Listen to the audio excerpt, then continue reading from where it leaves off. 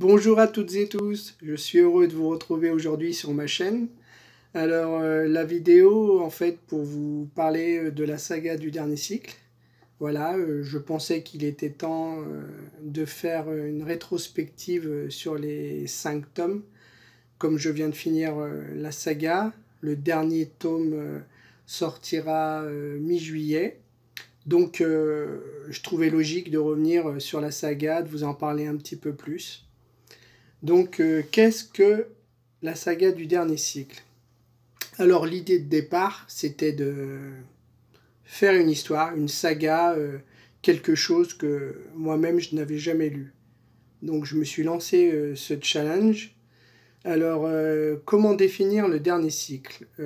Ça va être compliqué parce que, en fait, c'est un mélange de tout ce que j'aime. Il y a de la romance, de la science-fiction, du post-apo, du voyage dans le temps, euh, de la fantaisie, du surnaturel, il y a un peu de tout en fait.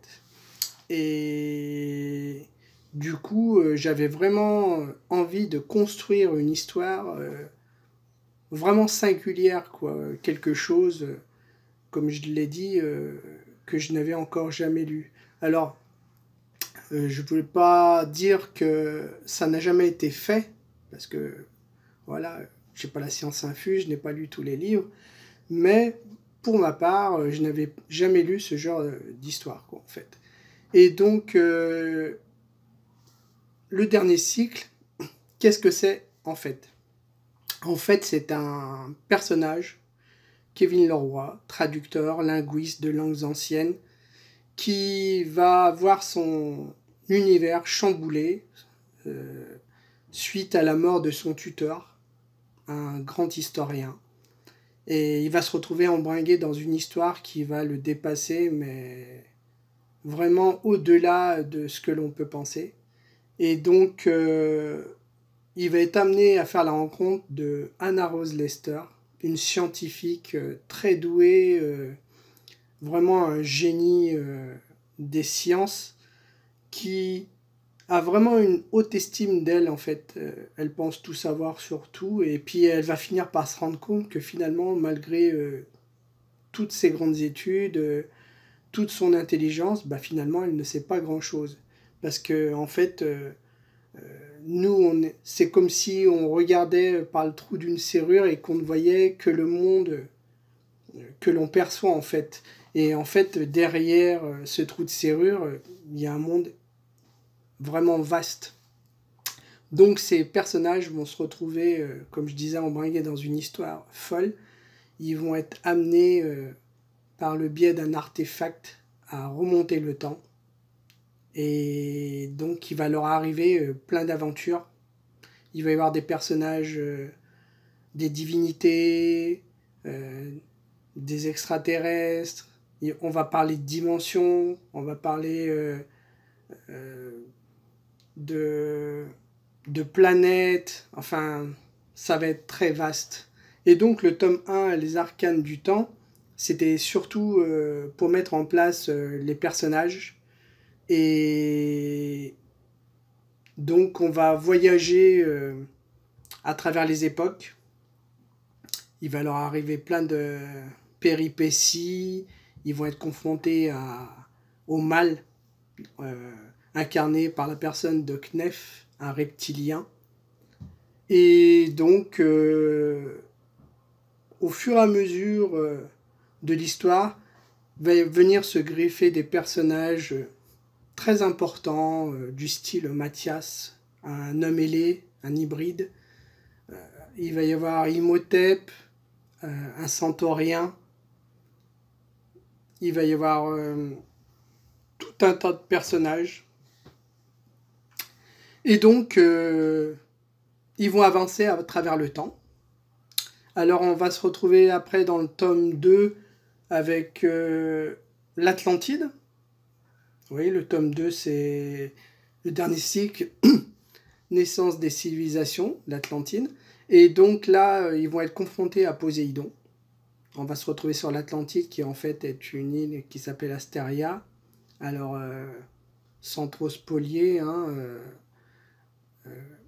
Kevin va être amené à pactiser avec son plus grand ennemi pour venir en aide à ses amis. Et donc,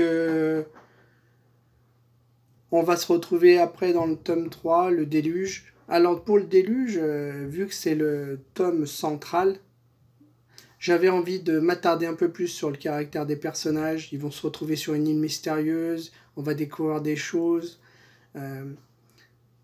Mais pas que, on va vraiment approfondir leur caractère à ces personnages. Et puis, en fait, il se résume en deux parties. Il y a cette première partie, ou cette moitié, on va dire, où on se repose vraiment sur les caractères des personnages, on développe. Et puis l'autre partie, où un personnage très important arrive pour la suite de la saga. Et puis on finit avec une mission importante pour aller sauver un de leurs amis. Et puis ensuite on partira sur le tome 4 qui est l'Arche d'Alliance. Alors là, les personnages auront évolué, ils se seront construits vraiment une histoire et ils vont être confrontés à leurs démons. Surtout Mathias et Kevin qui partent en croisade. Il va y avoir vraiment une remise en cause de leur objectif, de plein de choses en fait. Hein. Et on va être emmené alors cette fois-ci dans des endroits vraiment plus différents les uns que les autres, puisqu'on va passer de Haït-Brésil à l'île de Pâques, on va faire un voyage sur mer, il va y avoir Uruk en Mésopotamie, Jérusalem, on va également faire un passage dans l'Allemagne nazie des années 30 et ils vont continuer leur aventure, leur odyssée. Et puis on va terminer avec le tome 5, qui est le livre des secrets, où là j'avais vraiment envie que chaque chapitre amène une révélation. Il va y avoir des combats, ça va être vraiment quelque chose d'épique. J'avais pas envie que toutes les révélations arrivent dans le dernier chapitre. J'avais vraiment envie que tout le tome soit consacré à ça. Donc on apprend des choses chaque chapitre, il y a des combats chaque chapitre. Et puis il y a l'ultime révélation à la fin. Pourquoi Kevin, comment Kevin, et l'aboutissement en fait de leur cycle. Ils auront fait un cycle entier. Alors, ce qui est, je pense, agréable, c'est que ils vont être confrontés à leur double. On va parler de dimension. J'avais vraiment envie de quelque chose de différent. Et toute la complexité, parce que c'était vraiment pas une sinécure de faire ça, toute la complexité était de faire en sorte que de trouver l'équilibre parfait entre tous ces genres qui se mélangent. Voilà, je voulais pas que ça aille plus dans un sens que dans un autre, donc il fallait vraiment un équilibre parfait, un dosage, si vous voulez. Et ben, sincèrement, là, je pense, je suis satisfait de ce que j'ai fait par rapport au retour des bêta-lecteurs, des bêta-lectrices, dans le sens où le mot qui revient, c'est atypique. Et c'est exactement ce que je recherchais, en fait. Ouais, quelque chose d'atypique, quelque chose où on me dit, waouh, ouais, j'avais jamais vu encore ça. Donc, ça me fait très plaisir. Donc, déjà, je remercie les bêta-lecteurs et lectrices. Hein, je cite vite fait Gabriel, Kevin, Christine, Christelle, voilà. Il y en a d'autres hein, qui viennent après, donc je les reciterai plus tard. Et donc vraiment, j'étais parti dans l'optique, parce que j'ai commencé la saga en 2016, fin 2016, décembre 2016, et donc je l'ai terminé début d'année, là, 2022. Et je l'avais écrit dans l'optique, en fait, que le lecteur, que mon lectorat, n'ait pas à attendre les tomes avec impatience, en fait. Vous savez, je suis le genre de lecteur qui, quand il lit un roman et qui sait qu'il a des suites, le fait d'attendre, ça m'ennuyait un peu, on va dire. Hein. Parfois, je sais qu'il y a des personnes qui attendent que la saga soit entièrement terminée pour commencer à lire. Et donc, je suis vraiment parti dans cette optique que le lecteur n'ait pas longtemps à attendre. C'est pour ça que entre le premier tome que j'avais écrit en 2016 et aujourd'hui, enfin début 2022, le dernier tome, j'ai fait en sorte de l'éditer, en fait, au lieu de... Vous voyez, 2016, j'ai fait en sorte de l'éditer simplement décembre 2020. Voilà, décembre 2020 jusqu'à juillet 2022, où le dernier tome va sortir, le tome 5, qui conclut la saga. Vous voyez qu'il n'y aura pas eu beaucoup d'attente, en fait. Voilà. Et je tenais vraiment à faire ça. Déjà, voilà, comme je suis un lecteur voilà, lambda et que par rapport à mon expérience de lecteur, j'avais vraiment envie que ça s'organise de la sorte, en fait. Donc, la saga est terminée. Alors, je vous avoue, hein, ça n'a pas été une sinécure, hein, parce que je me suis lancé dans quelque chose d'abord que je pensais utopique, arriver à tout marier, en tirer quelque chose. Et puis, quand on démarre quelque chose, on ne sait jamais si on va parvenir à ce que l'on désirait au début, et voilà, si on ne va pas se perdre. Et puis, j'avoue que ça a été un énorme plaisir, une satisfaction énorme déjà d'y être parvenu, à terminer la saga, parce que c'est jamais facile. Quand vous écrivez un roman one-shot, voilà, vous l'avez écrit et c'est terminé, quoi. Une duologie, voilà, vous enchaînez derrière, ça passe. Mais une saga qui s'éternise sur 5 tomes, sur 5 années, vous vivez constamment avec les personnages, faut à chaque fois alimenter avec de nouvelles péripéties, c'est vraiment prenant. Et voilà, quoi, l'objectif atteint, et ben vous en retirez une énorme satisfaction. Je suis vraiment heureux d'y être parvenu. Donc je vous laisserai découvrir la saga pour ceux qui ne la connaissent pas encore, et je regarderai vos retours, vos commentaires avec intérêt. Déjà, je remercie ceux qui ont déjà commencé la saga, les retours que j'ai eus. Voilà, je remercie ces personnes parce que c'est grâce à elles que la saga existe, que l'histoire se perpétue. Pour terminer, j'aimerais vous dire que voilà, je suis parti sur de nouvelles aventures. Hein. Depuis, là, j'ai terminé Horus, la projection du tueur, un thriller surnaturel. Il va être question du diable. Donc, une profileuse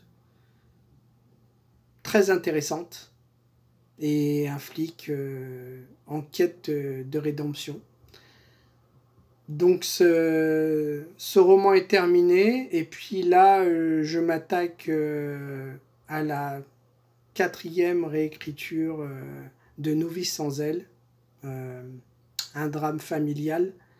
Donc vous voyez, je suis parti vraiment sur de nouvelles aventures, et pour moi il est important de faire un break entre chaque genre que j'écris, histoire de m'aérer le cerveau. Si j'étais amené à écrire sur le même genre, que ce soit que de la science-fiction, que ce soit que de la fantasy, je pense que au bout d'un moment, il y aurait une surchauffe, un burn-out, l'arrivée de la page blanche, etc.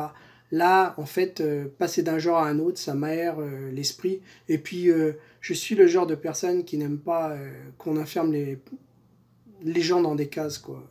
C'est pas parce qu'on a écrit de la science-fiction qu'on doit nous caser dans la science-fiction. On est capable d'écrire autre chose, tout autant que en tant que lecteur, je pense que c'est également votre avis, je l'espère, c'est qu'on est toujours heureux de changer de genre quand on lit. On peut passer de la romance, on a envie de se faire un SF, voilà, on a envie de passer à la fantasy.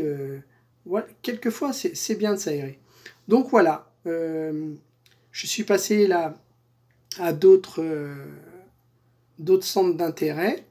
Je reviendrai l'année prochaine avec un autre roman sur la science-fiction, sûrement. Voilà.